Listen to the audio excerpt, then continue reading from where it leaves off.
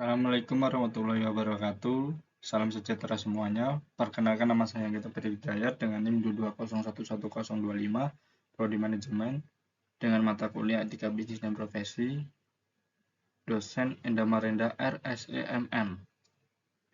Di sini saya akan mempresentasikan dengan judul pengertian etika profesi. Pentingnya etika profesi. Yang pertama adalah landasan moral yang mengatur tingkah laku dan tingkah laku dalam suatu profesi, kemudian membantu para profesional untuk bertindak secara etis dan bertanggung jawab, kemudian membantu menjaga kepercayaan masyarakat terhadap profesinya, menjamin pelayanan bermutu tinggi dan aman kepada masyarakat, berkontribusi dalam menciptakan lingkungan kerja yang sehat dan profesional, menegaskan kembali nilai-nilai moral yang harus dijunjung tinggi dalam praktik profesi, dapat menjadi faktor penting dalam membangun reputasi dan integritas suatu profesi. Kemudian yang terakhir, pemahaman dan penerapan etika profesi memungkinkan para profesional mempertahankan standar moral yang tinggi, memberikan pelayanan terbaik, dan mengembangkan hubungan positif dengan masyarakat dan rekan profesional.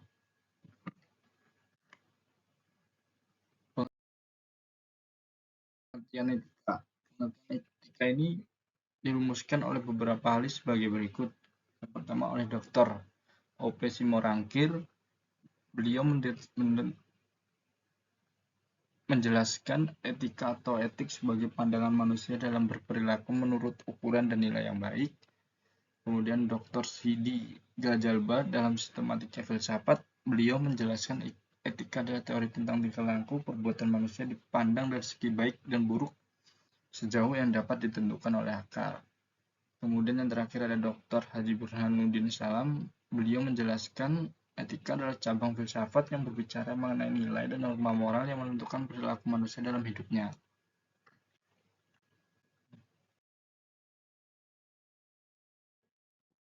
Ini ada dua macam etika yang harus kita pahami bersama dalam menentukan baik dan buruknya perilaku manusia. Yang pertama yaitu ada etika deskriptif. Etika ini yang berusaha meneropong secara kritis dan rasional sikap dan perilaku manusia dan apa yang dikejar oleh manusia dalam hidup ini sebagai sesuatu yang bernilai. Etika deskriptif memberikan fakta sebagai dasar untuk mengambil keputusan tentang perilaku atau sikap yang mau diambil. Yang kedua ada etika normatif, yaitu etika yang berusaha menetapkan berbagai sikap dan pola perilaku ideal yang seharusnya dimiliki oleh manusia dalam hidup ini sebagai sesuatu yang bernilai. Etika normatif memberi penilaian sekaligus memberi norma sebagai dasar dan kerangka tindakan yang akan diputuskan.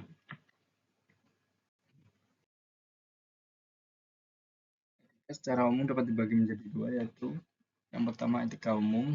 Di sini berbicara mengenai kondisi-kondisi dasar bagaimana manusia bertindak secara etis, bagaimana manusia mengambil keputusan etis, teori-teori etika dan prinsip-prinsip moral dasar yang menjadi pegangan bagi manusia. Yang kedua ada etika khusus, merupakan penerapan prinsip-prinsip moral dasar dalam bidang kehidupan yang khusus.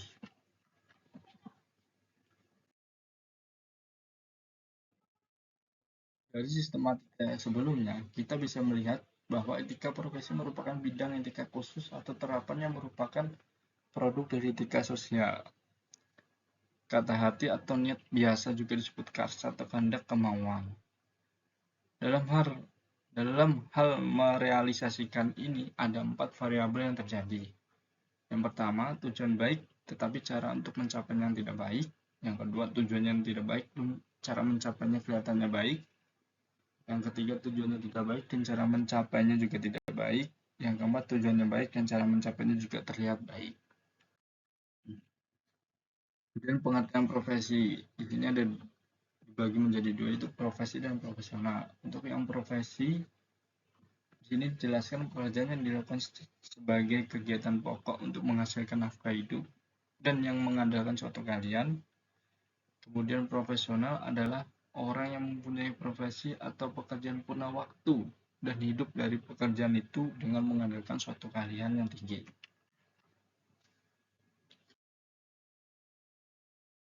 Untuk perbedaan profesi dan profesional, di sini saya sebutkan profesi.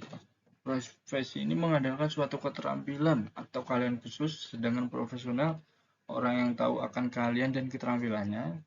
Dan yang kedua ini, untuk profesi dilaksanakan sebagai suatu pekerjaan atau kegiatan utama, yang profesional meluangkan seluruh waktunya untuk pekerjaan atau kegiatannya itu.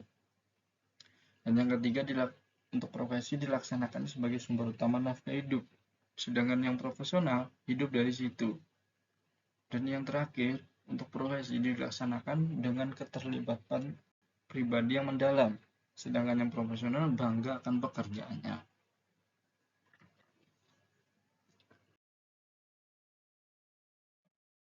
Untuk ciri-ciri profesi, yang pertama adanya pengetahuan khusus yang biasanya keahlian dan keterampilan ini dimiliki berkat pendidikan, pelatihan, dan pengalaman yang bertahun-tahun. Yang kedua, adanya kaidah dan standar moral yang sangat tinggi. Hal ini biasanya setiap pelaku profesi mendasarkan kegiatannya pada kode etik profesi. Yang ketiga, mengabdi pada kepentingan masyarakat, artinya setiap pelaksana profesi harus meletakkan kepentingan pribadi di bawah kepentingan masyarakat. Yang keempat, kaum profesional biasanya menjadi anggota dari suatu profesi.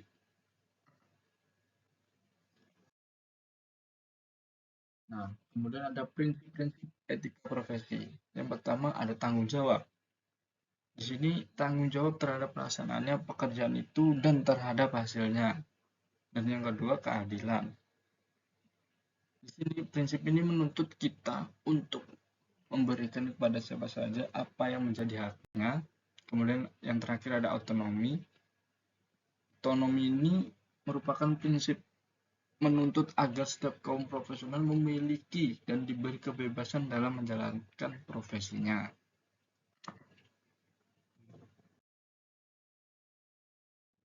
Kemudian ada syarat-syarat suatu profesi. Yang pertama melibatkan kegiatan intelektual, kemudian menggeluti suatu batang tubuh ilmu yang khusus, kemudian memerlukan persiapan profesional yang alam dan bukan sekedar latihan, memerlukan latihan dalam jabatan yang berkesinambungan, kemudian menjanjikan karir hidup dan keanggotaan yang permanen, mementingkan layanan di atas keuntungan pribadi, kemudian mempunyai organisasi profesional yang kuat dan terjalin erat, dan yang terakhir menentukan baku standarnya sendiri. Dalam hal ini adalah kode etik.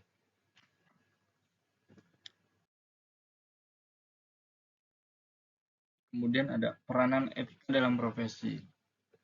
Nilai-nilai etika, yang pertama nilai-nilai etika itu tidak hanya milik satu atau dua orang atau segolongan orang saja, tetapi milik setiap kelompok masyarakat, bahkan kelompok yang paling kecil yaitu keluarga sampai pada suatu bangsa. Kemudian salah satu golongan masyarakat yang mempunyai nilai-nilai yang menjadi landasan dalam pergaulan baik dengan kelompok atau masyarakat umumnya maupun dengan sesama anggotanya, yaitu masyarakat profesional. Dan yang terakhir, sorotan masyarakat menjadi semakin tajam manakala perilaku-perilaku sebagian para anggota profesi yang tidak didasarkan pada nilai-nilai pergaulan yang telah disepakati bersama tertuang dalam kode etik profesi, sehingga terjadi kemerosotan etik pada masyarakat profesi tersebut.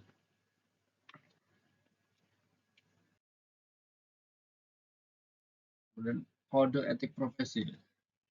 Yang pertama, kode, yaitu tanda-tanda atau simbol-simbol yang berupa kata-kata, tulisan, atau benda yang disepakati untuk maksud-maksud tertentu. Misalnya, untuk menjamin suatu berita, keputusan atau suatu kesepakatan suatu organisasi. Kode juga dapat berarti kumpulan peraturan yang sistematis. Kemudian ada kode etik, yaitu norma atau asas yang diterima oleh suatu kelompok tertentu sebagai landasan tingkah laku sehari-hari di masyarakat maupun di tempat kerja.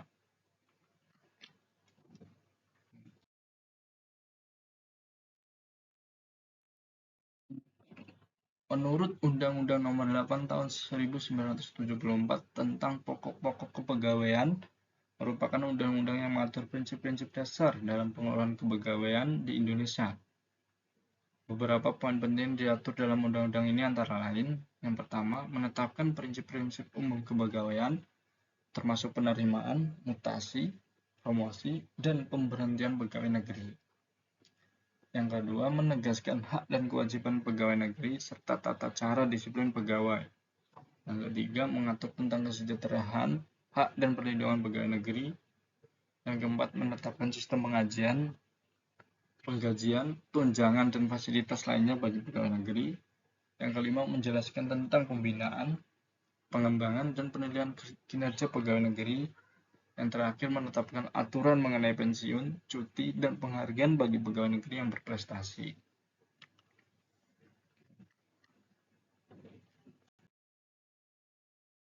Nah, yang kemudian ada sanksi pelanggaran kode etik. Yang pertama, sanksi moral. Yang kedua, sanksi dikeluarkan dari organisasi. Dan ada tujuan kode etik profesi. Yang pertama, untuk menjunjung tinggi martabat profesi. Yang kedua, untuk menjaga dan memelihara kesejahteraan para anggota. Yang ketiga, meningkatkan pengabdian para anggota profesi.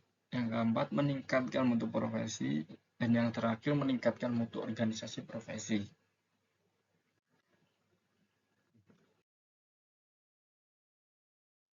Di sini ada pun fungsi dari kode etik profesi adalah memberikan pedoman bagi setiap anggota profesi tentang prinsip profesionalitas yang digariskan. Kemudian sebagai sarana kontrol sosial bagi masyarakat atas profesi yang bersangkutan dan mencegah campur tangan pihak di luar organisasi profesi tentang hubungan etika dalam keanggotaan profesi. Etika profesi sangatlah dibutuhkan dalam berbagai bidang.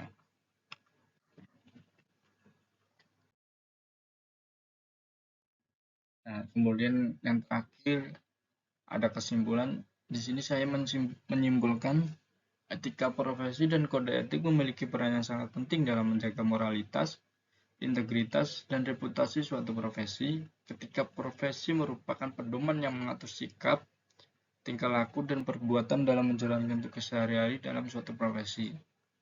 Kode etik profesi sebagai sistem norma yang ditulis secara jelas bertujuan untuk menjaga martabat profesi, kesejahteraan anggota profesi, meningkatkan pengabdian, mutu, dan layanan profesi, serta menentukan standar baku profesi. Dengan memahami dan menerapkan etika profesi, serta kode etik yang berlaku, praktisi profesi dapat membangun hubungan yang baik dengan masyarakat, menjaga kepercayaan publik, dan memberikan pelayanan yang berkualitas. Sekian dan terima kasih atas perhatiannya. Wassalamualaikum warahmatullahi wabarakatuh.